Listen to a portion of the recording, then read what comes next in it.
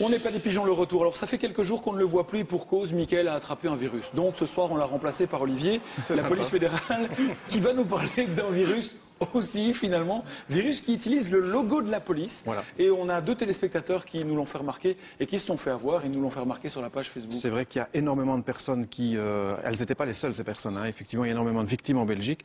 On estime à l'heure actuelle qu'on a peut-être plus, 3000 victimes en Belgique. Énorme.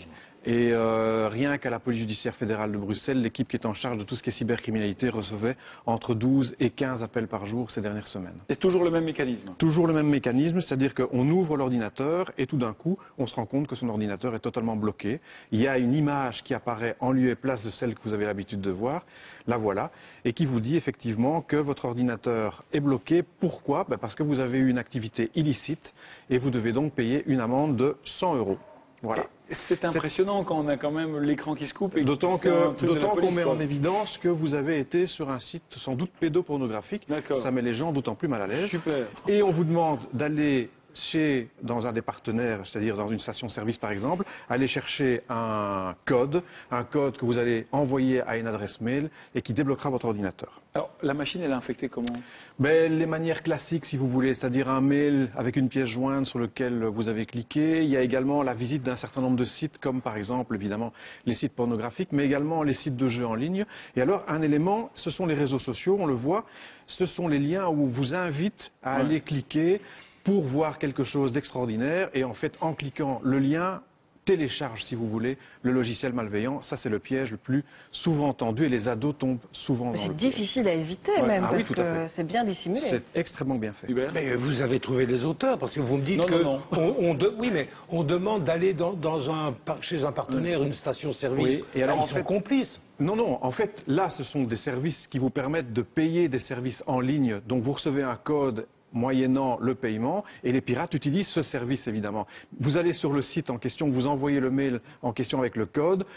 L'adresse mail qu'on a vue ici est une adresse fausse, évidemment, qui aboutit quelque part bien loin dans les pays de l'Est. C'est extrêmement compliqué. Et ce qui est vrai, c'est que la police belge est victime, également, mais toutes les polices européennes et également le FBI, par exemple. Le kit viral est vendu à des malfaiteurs, on va les appeler comme ça, qui eux vont adapter le virus en fonction du pays. C'est un business. Exactement, tout à fait. Et si on a ce problème, parce qu'on l'a dit, il y a beaucoup de personnes qui se font voir. On va d'abord sur le site de la police fédérale, on va voir la page que nous avons créée. Mais l'ordinateur, il est bloqué ou pas? Il est complètement bloqué. Il faut utiliser un ordinateur qui est libre, effectivement, qui n'a pas été infecté. Vous allez sur la page de la police fédérale et vous cliquez sur la petite icône que vous voyez là.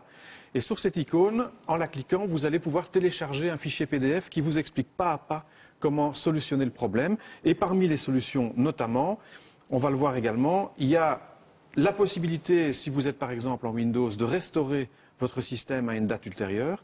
Mais la deuxième partie de la solution, si celle-là ne fonctionne pas, c'est par exemple de graver une solution antivirus que vous aurez préalablement téléchargée à partir d'un ordinateur qui est sain.